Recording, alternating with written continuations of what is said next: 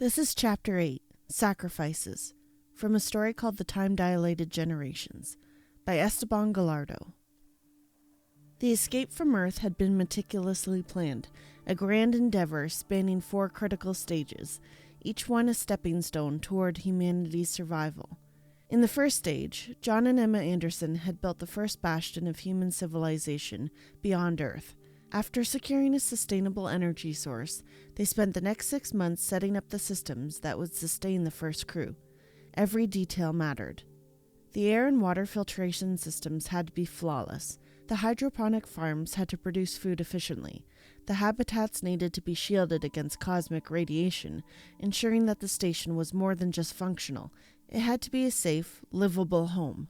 Once every system was confirmed operational, the first wave of experts was sent to populate the station. Their mission? To begin the second stage, building a moon base. For now, they remain undetected, but everyone knew it was only a matter of time. The AI had ruled Earth unchallenged for decades. If it so much as glanced skyward, if it recognized the escape effort as a threat, it could unleash an army of machines to obliterate their last hope of survival. Caution was paramount. Once the station had enough crew and resources, they moved it to the far side of the moon, permanently hidden from Earth's gaze. There, in the shelter of lunar rock, humanity built its first underground colony. The construction of the lunar base was completed in record time, just 5 years after the station had reached orbit. It marked the first true step toward a future beyond Earth. However, reaching this milestone had come at a high cost. John had spent years exposed to cosmic radiation. No shielding, scientific breakthrough, or medical intervention could undo the damage already done to his body. 2 months after stepping onto the moon's surface, John Anderson was reaching the end of his journey. He had given everything, his body, his future, for this mission.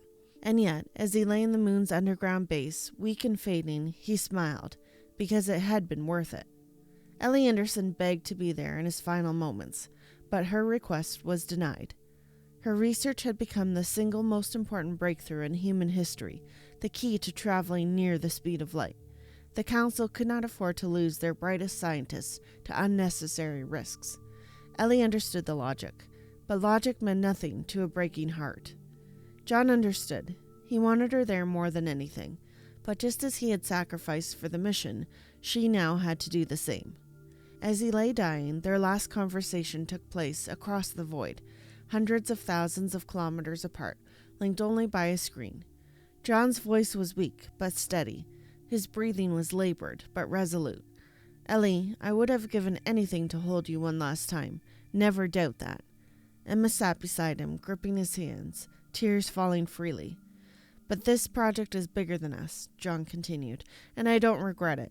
Others before me have given their lives to get us here. Everyone is in this together." He paused, taking a shallow, rattling breath. His strength was failing, but he forced himself to speak again. "And I would do it 1,000,000 times over for you."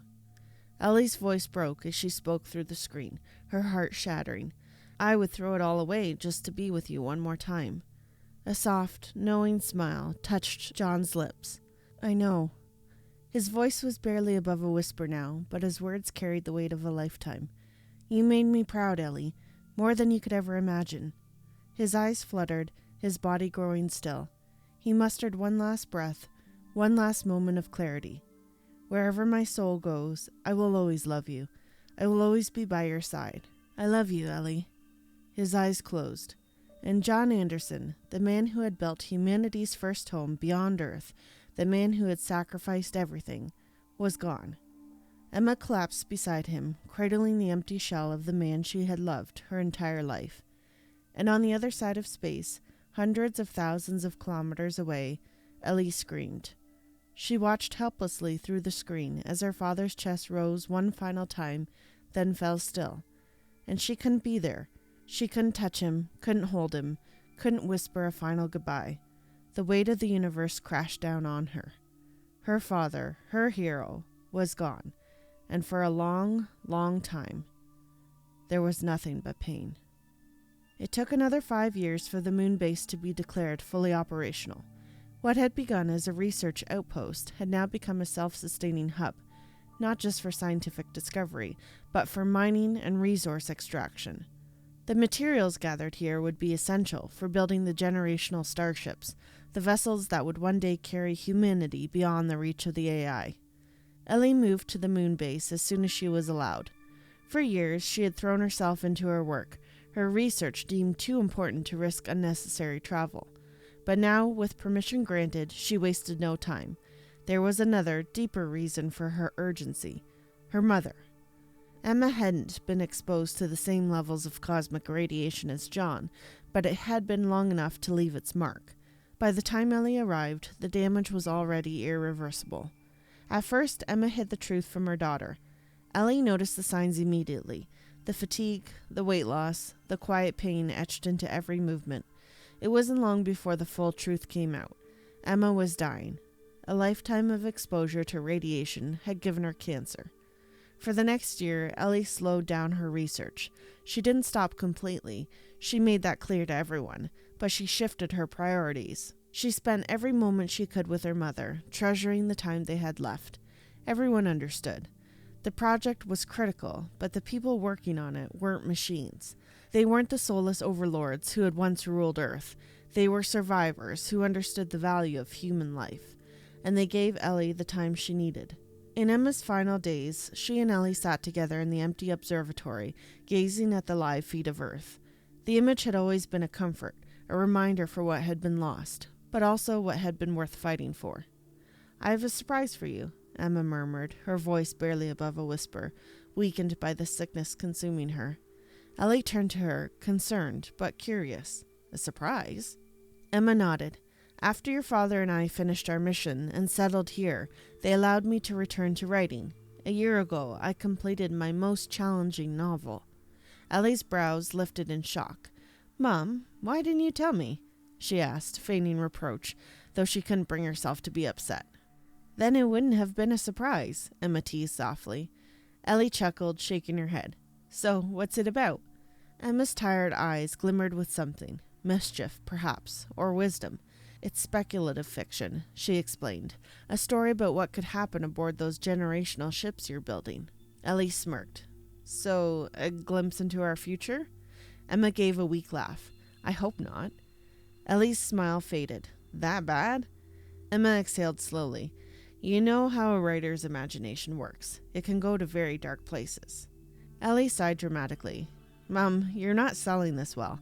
People here are betting everything on a Star Trek future, and you're giving us full Event Horizon horror?" She leaned closer. "How are we supposed to get a bestseller out of that?" Emma chuckled again, softer this time. "You know I like it dark, darling." She hesitated, then added, "To be honest, the story has several endings. Some are hopeful, some are awful." Ellie blinked. "You wrote multiple endings?" Emma nodded. "I kept reaching breaking points, moments where things could go either way, and I couldn't help but follow each path, to see where they all led." Ellie thought for a moment. "So, choose your own adventure?" Emma smiled. "More or less. It's like that quantum theory you're working on. The cat in the box, alive and dead at the same time.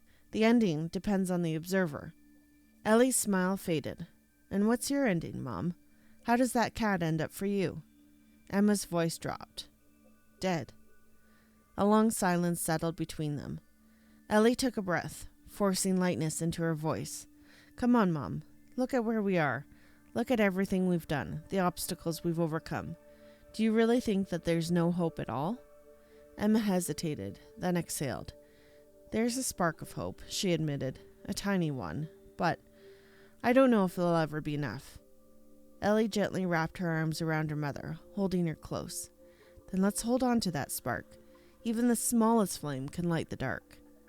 Emma smiled weakly. "For you, darling, I'll hold on to anything." Her voice became more serious. "I need to ask you something, Ellie." "Anything." "I'm not ready to publish these stories. When the time comes, it'll be your decision. You decide whether or not they should be shared. But don't rush it. Watch how things unfold first. The last thing I want is for these stories to darken the spirits of an already punished humanity." Ellie nodded, gripping her mother's hand. "I promise, Mum. If I think they'll do more harm than good, I'll wait." Emma sighed in relief, resting her head against Ellie's shoulder. "I knew I could trust you." Not long after, Emma passed away, peacefully, quietly, with Ellie by her side. This time, Ellie had closure. She had held her mother's hand, whispered to her through her final moments, and grieved properly as the life faded from Emma's body. The pain of losing her was still profound, but this time Ellie emerged from mourning stronger. She had been there, she had said goodbye, and that made all the difference. During those long days of mourning, Ellie finally found the strength to open her mother's final work. Emma had not exaggerated. She had gone to dark places. Her novel wasn't just a story. It was a warning, a brutal, unflinching exploration of what could happen aboard the generational ships and the future of the settlements. Emma had always specialized in hard science fiction, and this was no exception. The technology, the societal dynamics, even the psychological breakdowns, all of it was grounded in real science, in real theories. Some of it even overlapped with Ellie's own field of research. That was what made it so unsettling. This wasn't just a thought experiment. It was a possible future.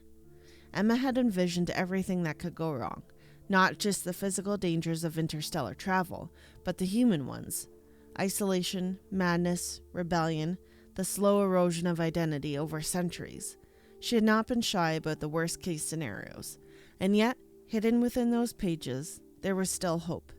A tiny, fragile thread of possibility. The idea that, no matter how hard it was, no matter how dark things became, humanity could survive. Ellie understood why her mother had kept the manuscript private. The world wasn't ready for it. Not yet. It was too soon for people to see the truth. Too soon for them to feel the weight of it. She had promised her mother not to rush it, and she would keep that promise. But that didn't mean she wouldn't use it.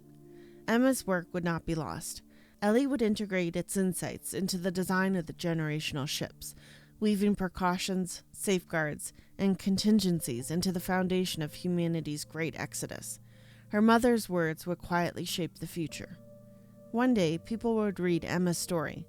One day, they would be ready to face the unknown. And when that day came, they would know that someone had already dared to imagine it, to walk through the darkness, and to light a path for them to follow.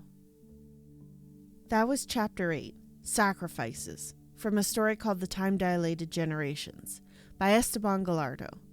Thank you so much for listening, and we hope to see you again next time.